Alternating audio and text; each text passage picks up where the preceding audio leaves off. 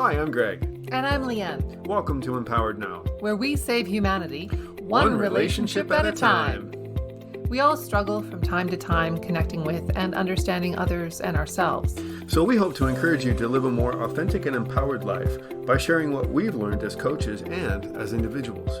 Empowered Now is LGBTQ2IA, alternative lifestyle, poly, and kink friendly. Thanks for joining us and enjoy the show. Hello, and welcome to episode 15 of Empowered Now. Today we're going to talk about all things related to compersion. Compersion is a relatively new word. I didn't hear about it actually until I think sometime last year. And compersion basically is the idea that you derive a sense of happiness from your partner receiving pleasure or happiness from somebody else that's not you.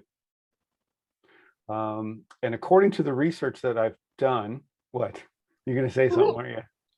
I was going to add something. Okay, go ahead. It has to do, I think, in particular with intimacy and sexuality. Yes, yeah, intimacy, sexuality, love. Yeah, right. Yeah, absolutely. Thank you for that. And from what I can tell, the research that I did, the word was coined in or around 1985 by members of the Carista commune in San Francisco, who were a polyfidelist, potty? They were potty trained, which is important. They were polyfidelist, fidelia, I can't say the word, fuck it. Polyfidelitist? They were polyfidelitist. And I don't know why that matters, but they were a poly community, essentially. They were looking for a term that they could use to describe these feelings, these warm, happy, fuzzy feelings that they get when their partners are falling in love with somebody else or receiving pleasure of an intimate or romantic nature from somebody else. So that's essentially where the word came from. Yay! Thank you. And so the question is why are we doing an episode on this, right? So because it is a constant dialogue in the poly community with our clients and within the poly support groups that we're part of about, what it is, what it's not, do I need it, etc. So we're going to go through a bunch of the statements and questions that we've encountered and just kind of debunk or discuss as needed. And that's our approach. Yeah, for sure. Just sort of riff on them. We're riffing. So, so the idea of feeling that beautiful, warm, fuzzy feeling, the happiness for another, is not unusual when we think about other relationships, right? When we think about family members, we watch our kids, our parents having a good time, posting about things they enjoyed, et cetera, et cetera. Those relationships, even when they fall in love, we're happy for them. We're joyful. We share in that joy, right? Mm-hmm. So it's strange that there is this real sense of mononormative programming, right, that comes up when we're talking about feeling that same way for others that are our partners and their partners or their connections that they're having, right? It might not even be a partner. It might just be a sexual experience that they really liked. And it was a one-time thing. That's fine. A lot of people experience compersion with that. And then there's loads of us that struggle and don't, or do sometimes and don't sometimes. Something actually just popped up into my head. Can I share it? Absolutely. I know we're kind of getting off topic. Well, not off topic, but off script a little bit. But when you talk about the idea of compersion and feeling a sense of love or happiness for your partner in an intimate or sexual romantic situation, it's important to understand and distinguish compersion and fetishizing. Right? So this isn't fetishizing somebody else's relationship. This isn't about, deriving simply just sexual pleasure from the idea of your partner having sex with somebody else. This is a much broader scope. This involves feelings. It involves romance. It involves different levels of intimacy and stuff. So it's not just a fetishization of a sexual act that your partner is performing with somebody else. That's a very different thing. And we're not saying it's good or bad, or we're not trying to compare the two. It's just they're different. At least in my experience anyway, they've been different. Thank you for explaining that. That's a very good point. So yeah, sure. So I guess one of the things that comes up a lot for me, especially with my clients, is this idea that they feel some level of guilt when they start feeling this compersion. And this happens especially with people that are either new to poly, or they've been in long-term monogamous relationships prior to being in a poly relationship, or a non-monogamous relationship. It doesn't just have to be poly, but some semblance of non-monogamy. And so these feeling, and this has happened to me too. It happened recently with you and one of your partners, and somebody you were saying. I found myself feeling this compersion, and then I felt guilty for it. Because I felt like in order for me to really prove and show my love to you, I had to be in pain or suffering, and that you had to see that suffering to know that that was actually what was happening. Right. And then, yes. And where did you learn that? Where did I learn it? Yeah. Everywhere. From the majority of my adult life spent in mono relationships, and right. I mean, all sorts of places, probably all the places that we've all learned, from movies, from books, from everywhere. It's all around us. And so I had these feelings of guilt that I struggled with while I was feeling this compersion for your happiness, being in a relationship with somebody else. So the question would pop up in my head: do I really care about this person? If I'm not feeling these negative, these uncomfortable, or these negative life-protecting feelings like jealousy and anger and resentment and sadness, and loss and things like that, because I wasn't feeling any of that. And so I was like, am I dead inside now? But interestingly enough, it was very uncomfortable for me to step into the feelings of happiness and joy and peace that it brought me seeing you be happy with somebody else. Wow. Thanks for sharing. I did not know that. Yeah, I could, and the thing is that the programming is strong. It's everywhere, like you said. And we have to remember that we're as people who are stepping outside the norm of our culture and what people generally see as healthy relationships, we kind of have to pave that path and create almost like new neural synapses in our brains. We have to rewire our thinking to be able to cope with, hey, I actually am not feeling angry, jealous, betrayed here. Right. I often refer to that process because we talk about trains of thought, right? So we have this train of thought. I often refer to that as jumping the tracks. I love that.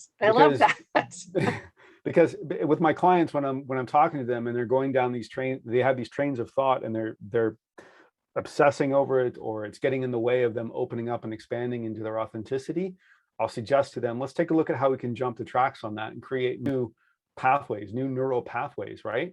And so one of the things that we can do is start to get mindful and aware of why we're feeling what we're feeling. So, where's it coming from? What's the original thought, right? And what's the original trauma underneath it all, right? So we're literally jumping the track. We're going from one train of thought to another, and we're creating a new train of thought. So that's just something to consider when you're thinking about these kinds of things, and you're struggling with this idea that you should, quote unquote, you're shitting all over yourself, feel a certain way about your partners, but you actually don't. You feel a different way, and in this case, you feel happy, but that happiness isn't necessarily comfortable. Well, and it could go the other way too, right? Where you want to feel compersion, but you don't. Right. And we get that a lot too. And it's like, and that leads to that whole thing about, am I doing poly wrong? Oh my God. Yeah. Or, a lot of the dialogue is around what? Sorry, no, though, that I just realized that I rolled my eyes and said, "Oh my God," that was not directed at people who asked that question by any means. I want that to be clear, and don't edit this out either, because I think this is important.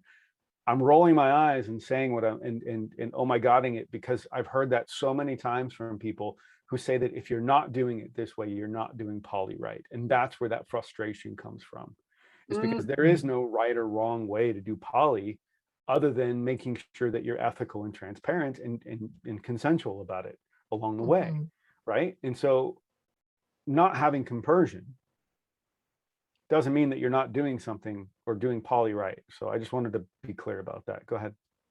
Well, and further to that, like a lot of people talk about how it's a goal. It's a, like it is the goal, right? Right. Right. Like if you're doing the work Hmm. well enough, you'll get to compersion. Right. What do you say to that?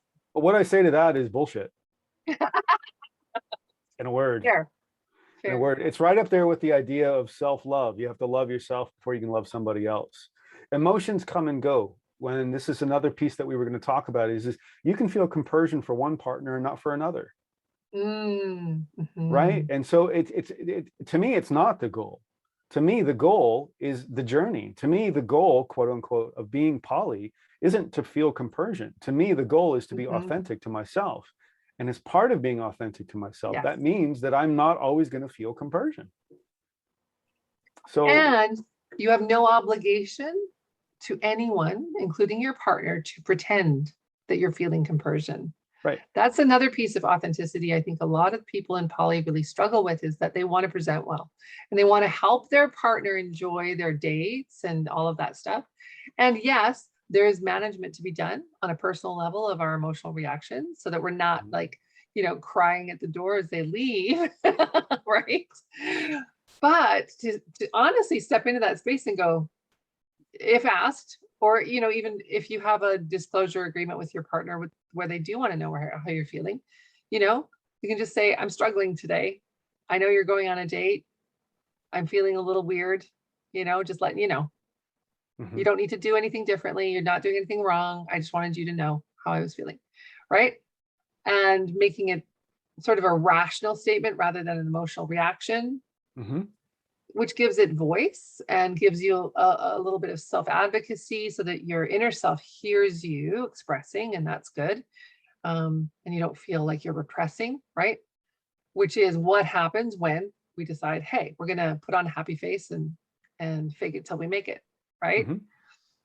There may be some situations where that's appropriate, like maybe there's a big event or something, and if you were to express right before the big event, it might throw off your partner's concentration if they're hosting or if they're participating in some way. Mhm. So it might be worthwhile to kind of like not express until after the event or after the date, right? um, Mhm. and if you know your partner well enough, you can probably suss that out a little bit, but it's always worth checking in. Mhm. What's your preference? Don't ask this right before the date though. Ask this when you're doing your weekly check-in. What's your preference? If I'm struggling, do you want to know?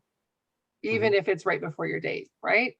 Or would you rather I wait and we can talk about it and debrief later? Right. Right.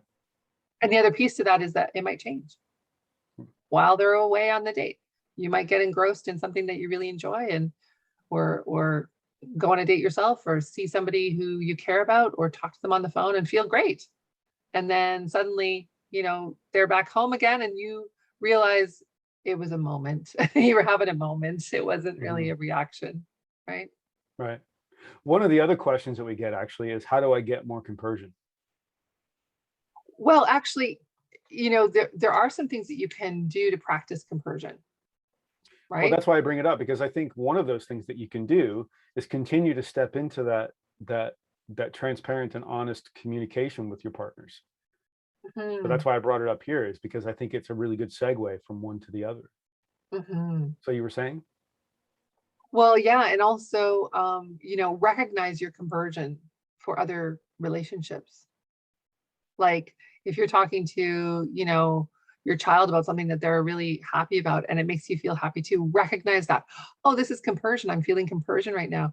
And it it reminds your brain and your nervous system that it's a skill that you have inherently.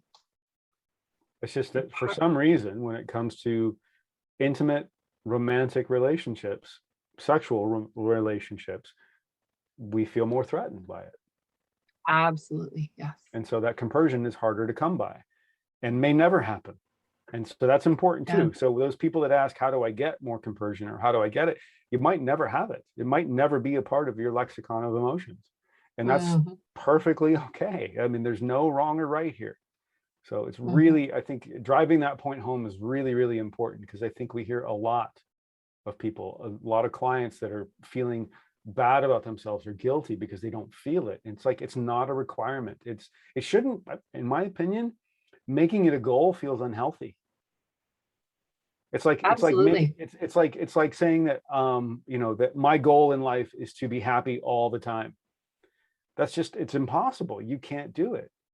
I mean, Mhm. unless you're severely medicated, maybe, but you know, or stoned all the time. But even then, you're still not happy, because the stoning, the high doesn't last all the time, right? You've got to go get more. So it's Right. an unreasonable expectation to have of yourself, Mhm. to want to feel compersion all of the time. As you say, it's a bonus if it happens. And for those that do feel it, I think it's beautiful and wonderful. If you don't struggle with jealousy and compersion is your sort of status go-to, I think that's great. But not all of us Mhm. feel that. And we don't all feel that way about all of our relationships either. Well, and some liken it to a path of growth. Like, I was saying earlier, if you've done the work enough, you'll get there. Which I think is a kind of, it's a pulling a status card almost. Like, I have compersion, therefore, you know, I'm more evolved in my relationships. They're healthier than yours, Mhm. right? Right. So really what they're saying in that situation, frankly, is that they're better than you, or Mhm. they're farther along in their journey than you are. And again, I'm going to use bullshit. Our journeys are different. There's no the minute that we step into a comparative mindset is the minute that we're the farthest away we can be from compersion. So those people Mm. that are saying, I feel compersion because I've done all of this work,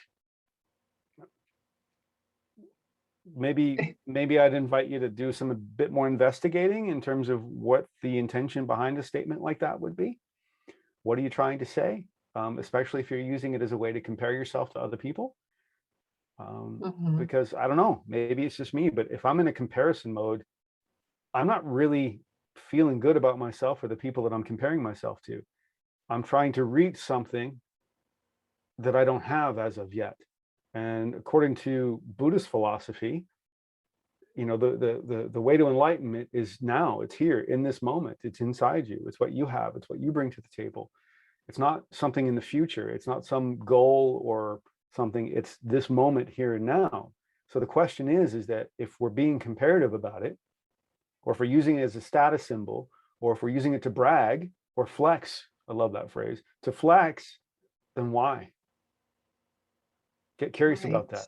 Take a look at what that's doing for you and how that's serving you.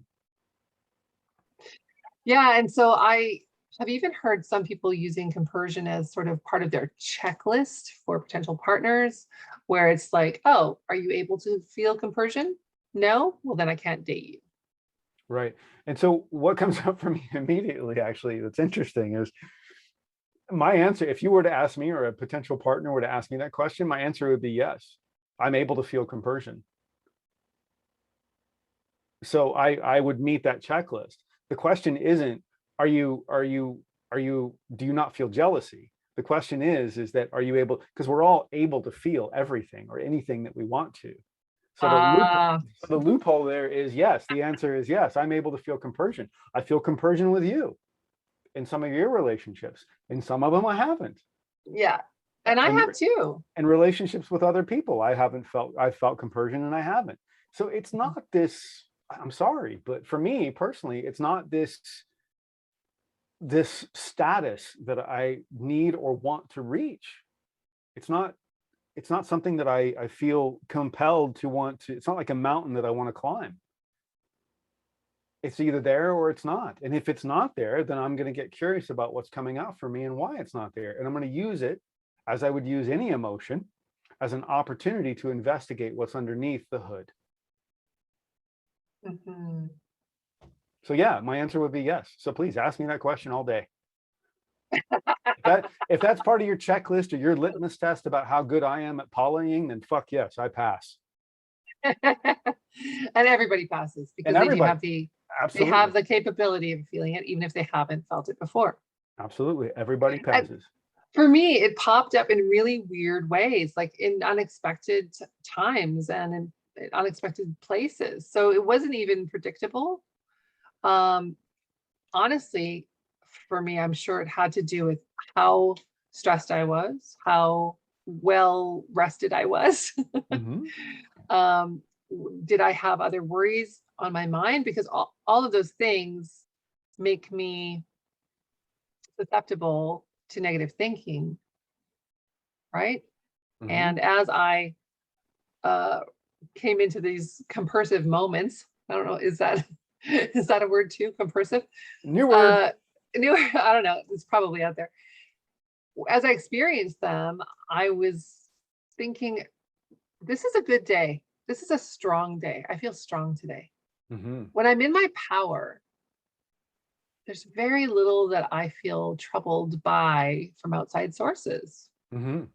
You know, For sure. if you are having a good time doing your thing and it's not with me, and I'm having a powerful day, fabulous, great, Mm-hmm. enjoy. And I'm going to be over here doing something else that I enjoy or I need Right. to get done or whatever. Mm-hmm.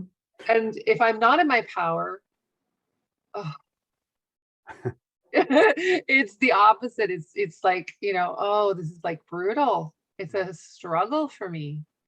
And I have quite a few days where I'm not in my power, partly to do with my chronic conditions and partly to do with just the stress of life, Mm-hmm. you I know? wonder. I wonder if some of that um, can be attributed to some of the days when you're in your power can be attributed to how your partner, in this case me, is showing up for you in the way of reassurances and stuff too, right? 100%. Yes. Right. Yes. So do you This know? watch our episode on the compassionate partner. Uh, it is really important to see your partner responding to you, interested in you, reassuring you, connecting with you on a regular basis. And when that's absent, for me, that ties into feeling less than appreciated, less than Mhm. wanted, less than engaged with someone I love. And that's going to turn me towards the sadder thoughts, the darker side. Mhm. So Mhm. yeah, showing up for your partner is critical in helping them feel like compersion is possible, Right. even when they're struggling. Showing up for them even when they're struggling. That's the other piece, you know? Mhm. Yeah. For sure. Yeah. And I think that's important. I think, we don't live in a bubble. As much as we'd like to think, and we are absolutely 100% responsible for our own feelings. Um, and I don't believe that people make me feel anything. I believe that our actions have impact on other people, and Yeah. we need to be mindful and aware of them and take responsibility for that. But I don't believe that we can make anyone feel something. So having said that, I think that goes both ways. That's both life-giving and life-protecting emotions. And so if you're in a life-giving space and you're feeling compersion for somebody, I'm not making you feel that way. But what I might be doing is supporting you, giving you Mhm. reassurances, staying connected to you through quality time, which gives you Mhm. a better, more secure foundation in our relationship. And then it opens you up to the opportunity of, hey, this guy's really fucking awesome. And I want him to be happy, even if that means that I'm not involved in that happiness. Yes, Right. Right. So exactly. yeah, so I think compersion isn't just about how you feel about somebody else, but it's also about how somebody else feels about you, you know? Mm. And Yeah. And, I love that. thanks. Good I- insight. Thank you. I just fell out of my mouth, really. Like As literally. all things do. Yeah, they all do, really. Um, but I've known people that have said that they never feel jealousy. Mhm. And there was a time in my life where I didn't feel jealousy in my relationships and my partners. And that was great. That was fun. That was before the days of knowing what compersion was and hearing about the word. But there was a time in my life where I felt that way, and it was wonderful and fun. But there was times when I didn't feel that way, And so, one of the questions too is that, um, so if you experience jealousy, does that mean that you're not happy with your partner? And that leads to this idea, I think, for me, that, and I'd be interested in your thoughts on this as well, of course, is that you can feel jealous and you can feel compersion at the same time. Mhm. You can feel both of those feelings, right? It's called, Right. the term is dialectical, right? You can have two seemingly opposing emotions occurring at the same time, right? You can feel jealous and you can also feel happy that somebody else is receiving pleasure. Yes, I agree. That's been my experience as well. And recognizing too that some of that jealousy may be the programming, the mononormative thinking that we are exposed to every single day of our lives, and every song and movie and book that we ever read. But it could also be a warning light, a red flag, Mhm. something to look at that's real, Right. you know? And we can have those two feelings and then say, okay, let's investigate this jealousy. I think you were saying that earlier, get curious about it. And if there is something that's going on for you, have a discussion, bring it to the table. Mhm. If, for example, you were going on a date with somebody and went to an event that I had wanted to go to, maybe I had expressed it in a incomplete fashion, or maybe I hadn't even said it yet. And then I heard, oh, hey, you're going with so and so to this thing, and I wanted to go. Oh no, um, that's actually more envy than jealousy, but there's still some, Mhm. there's something to talk about there and to look at. So if I have an attachment to a place, an event, an activity, and I want to spend time doing that with you, and I don't say anything, how are you to know? You're not, Right. you know, this isn't Right. this isn't helping the situation by not expressing it or by making assumptions. They should know that that's something that I would enjoy. Right. And also, it's, you're feeling compersion because you're happy that I'm doing the thing with the person, and Hmm, you're also feeling jealous because I'm not doing it with you, even right. though I may not have known that you wanted to do it. Yeah. Right? Never even Yeah. occurred to me. So you're feeling both of those you're like, oh my God, I'm so excited that they're doing that together. And that, my partner is happy, and it's just something I know he's wanted to do forever, and da da da da. And I'm a little envious and jealous because I wanted to be the person to do that with him. Hmm. So then you get curious about what it is that you need to look at in terms of, what's this need for me to feel special, and where's the envy or the jealousy coming from, et cetera, et cetera. So yes, Right. so the answer to the question is that absolutely you can feel both, and often we do. Hmm. Or we don't even recognize that the conversion is happening. Like you didn't. You were like, "Am I dead inside?" Yeah, true. Yeah. Well, but that's important to understand, because I always say, when it comes to emotions, that it's not always obvious what's comfortable and what's uncomfortable. Mhm. And compersion sometimes feels uncomfortable to me because I'm just not fucking used to it, you know? And I don't know how, like I said before, I don't want to beat that particular horse to death, but like I said before, it's one of those things that it's like, if you're not used to the feeling, it can feel awkward and uncomfortable for you. But that's okay. That's perfectly okay. Right. There's also the neutral zone. Mhm. Right. Somewhere in between, somewhere in right? between. You're kind of, not really happy and you're not jealous. You're Right. just kind of like, oh, that's happening. Would you say that that's numb? Oh, it could be. For me, it's not. Are you, Um, do people dissociate from that then? Is that what happens there? I would suspect for some people, it could be a shutting down of feelings rather than an engaging with their feelings or acknowledging their feelings, right? Right. But for me, it's not. For me, it's that neutral place of, oh yeah, that's happening. Okay. Mm. I don't really have an emotional attachment to it one way or the other, and I don't feel numbed. I feel still connected and aware and Would you say that you connected to feel you. it's a calm feeling, peaceful? Yeah, yeah. I wouldn't give it as much weight as peaceful. And maybe more content or Content. Okay. accepting, Okay, you good. know? Cool. Yeah. Cool. It's a state of acceptance rather than a state where I'm pushing against it or I'm really embracing it. Right. Yeah. Right. And so further to that, would we say that that's okay? Yeah. Why? Because everything's on a spectrum.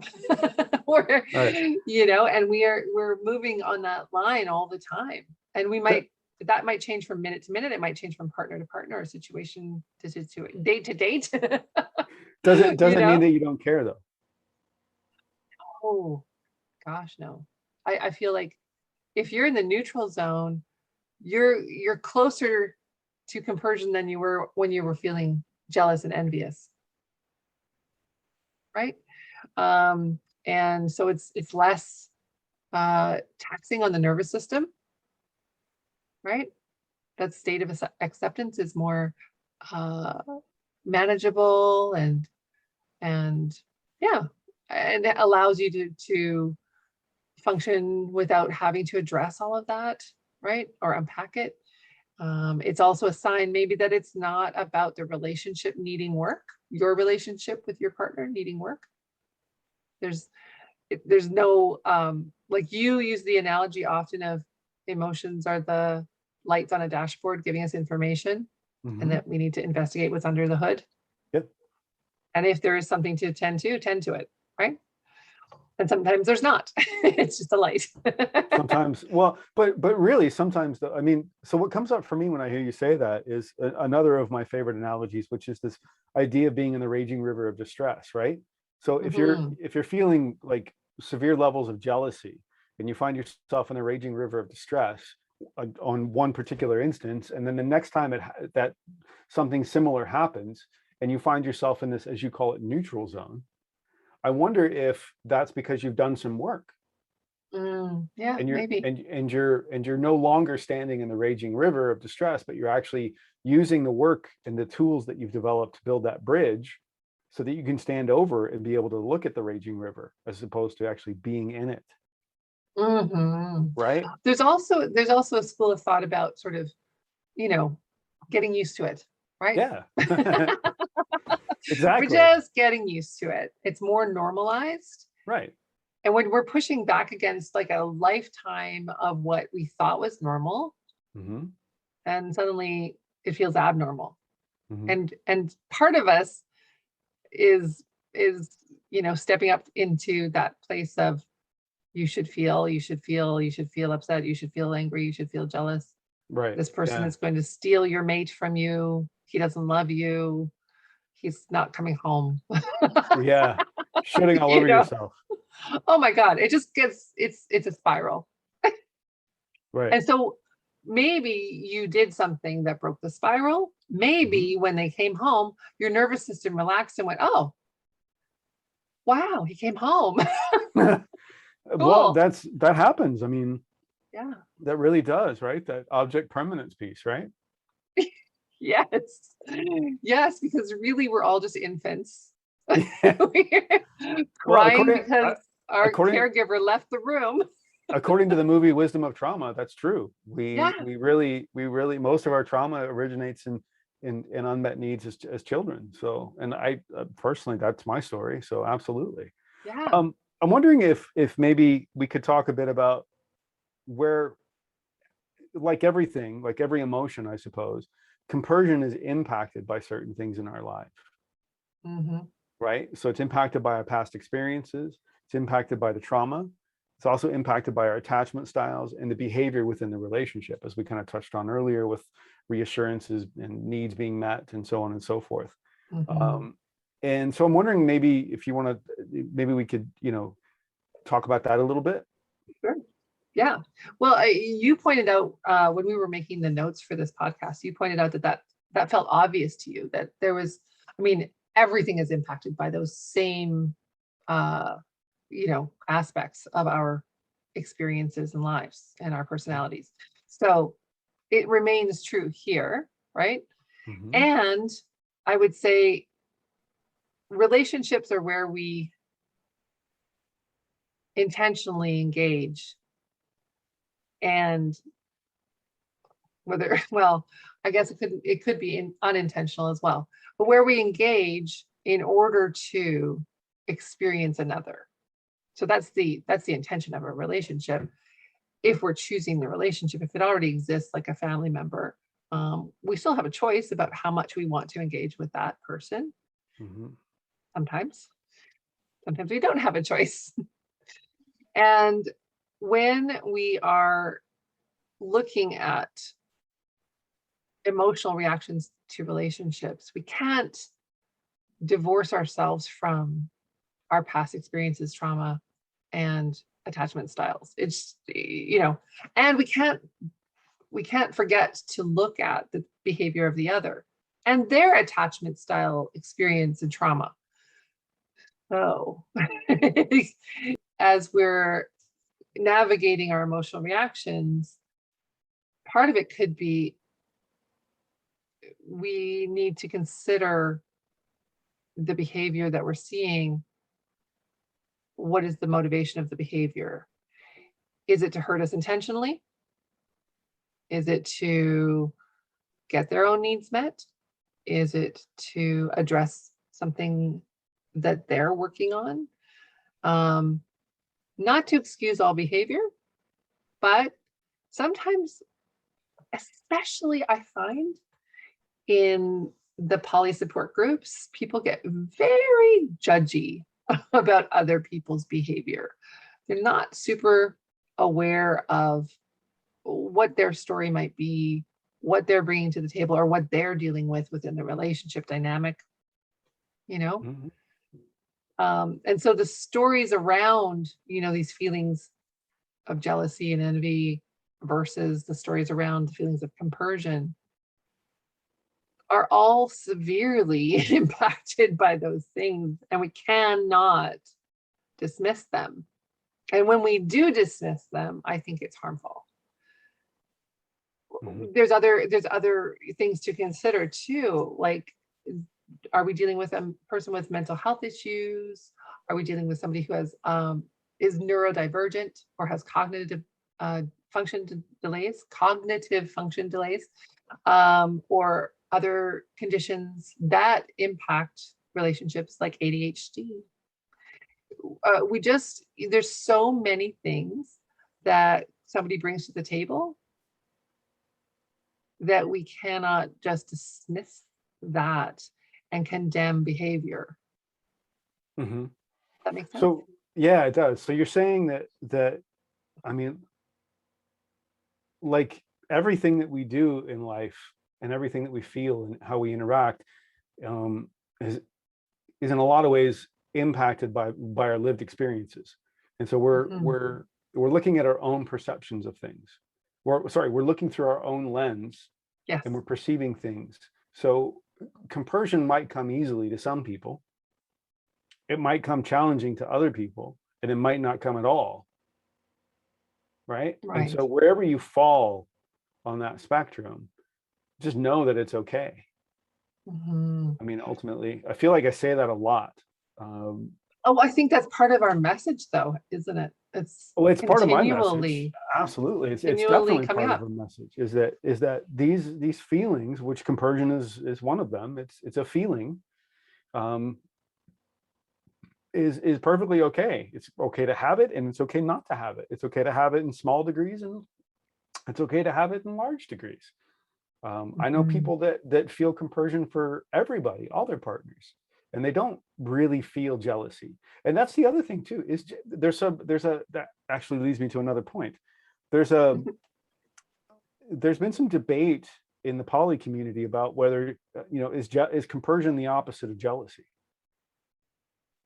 And when I saw that, I was like immediately think, yeah, it is the opposite of jealousy. And I'm wondering, what do you think? Do you think it's the opposite of jealousy?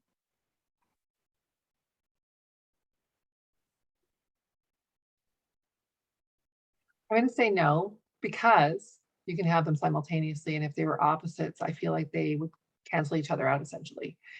Even though I know that that's not how emotional life works. But I feel that these are two different experiences.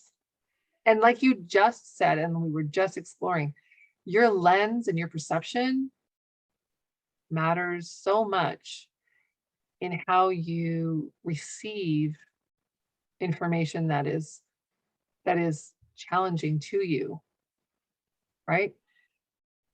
Or whether you even see the information as challenging to you. Hmm. So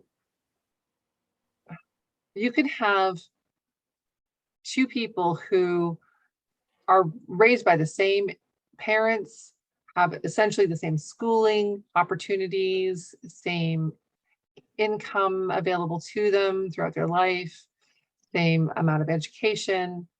All the things on the paper look the same, but their perception of things is entirely different. One of Hmm. them feels very successful, the other one feels like a failure. Why? Maybe it comes down to how much they were held as a baby. It really, Hmm. we don't know all the parts of someone's experience. They don't even know. We can't retain it all. But our lens is our lens. And then when you add to that the jealousy and compersion can cohabitate in the heart.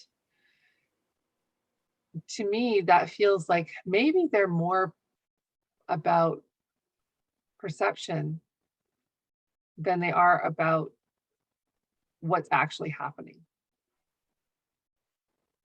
And we can perceive parts of the event as something positive, and we can see parts of the event as something threatening. Hmm. Just like our example earlier of, you going to, let's say, some show that you wanted to see with somebody else that I also wanted to see, right? And I feel the jealousy piece, and I feel the envy piece, and I feel the compersion piece. It's Hmm. all in there. And I feel like for me, they're more like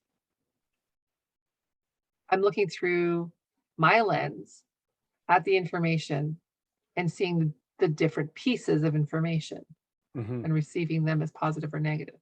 Hmm. Yeah, Hmm. I love that. that That's makes sense. brilliant. Yeah, that's great. Thank you. It's brilliant. Oh, good. Brilliant.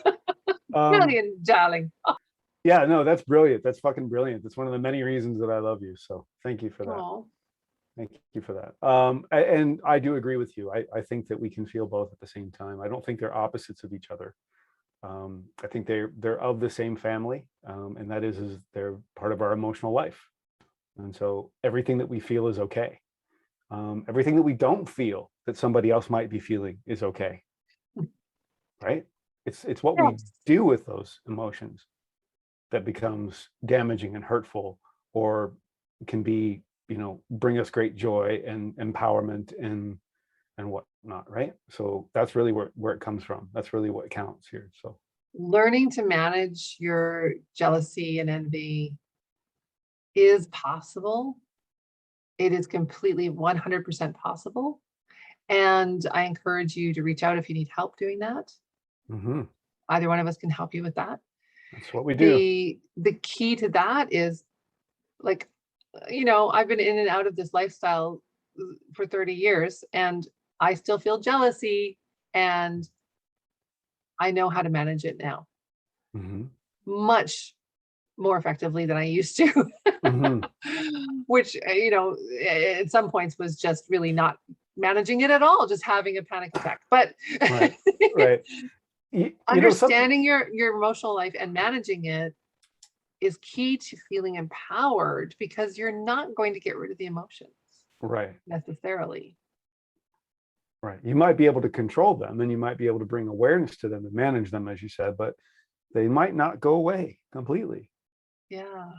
And I think sort of maybe we could use this as the sort of last thing to consider too.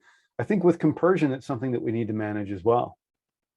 Mhm. Because if we're the type of person that feels compersion for everybody, and we're with someone or we're partnered with someone who struggles with compersion, and we're over here waving the compersion flag all the fucking time, that could feel really frustrating to somebody.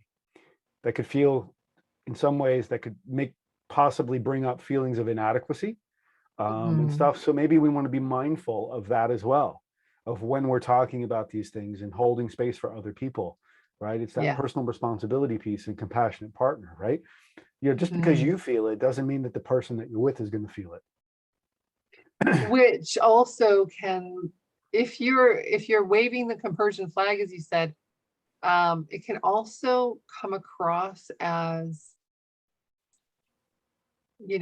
oversharing and over celebrating, Hmm. which might appear to the person who is struggling as devaluing, because they're Or not there yet. right, or minimizing their experience in some way. Mhm. So I think to wrap it up, that's a really good point. Thank you. I think to wrap it up, whatever you're feeling is okay. Compersion isn't a requirement. It isn't a necessity to be poly. It's nice to have. I mean, because it feels good, right? It might not always feel comfortable, but it feels good. And so just be aware that if it's coming up for you or if it's not coming up for you, that's perfectly okay. Mhm. And You're it applies to your consensually non-monogamous folks as well.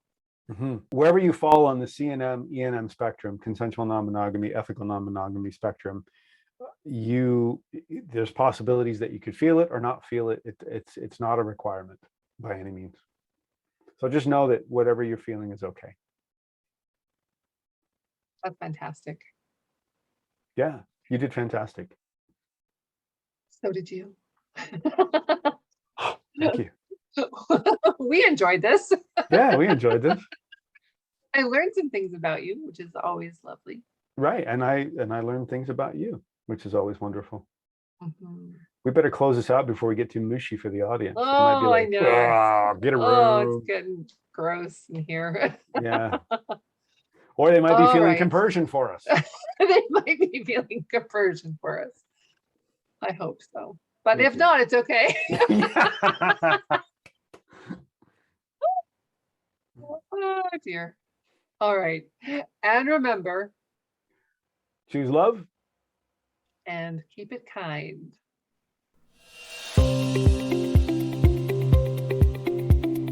We'd love to hear your comments, questions, or topic suggestions. And remember to subscribe. And you're invited to join our Facebook group, Empowered Now Relationship Support and Advice for All. You can reach out to us on our websites at gregmillion.com And leannemillion.com. or follow us on Instagram at gregmillion.lifecoach. And at Leanne Million.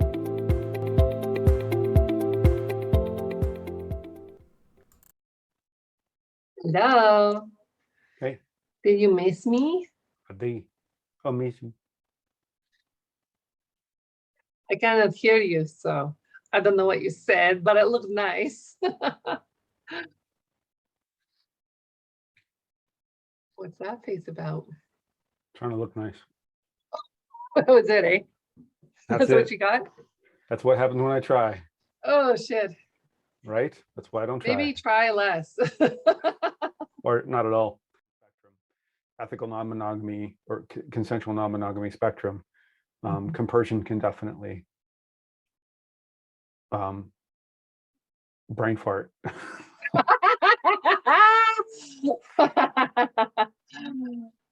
Do you want to go back on that? Yeah. 3, 2. Start that again. Because you got the throat thing and the Yeah. 3, 2, 1. Don't say 1. 3, 2. Asshole. All right. 3, 2.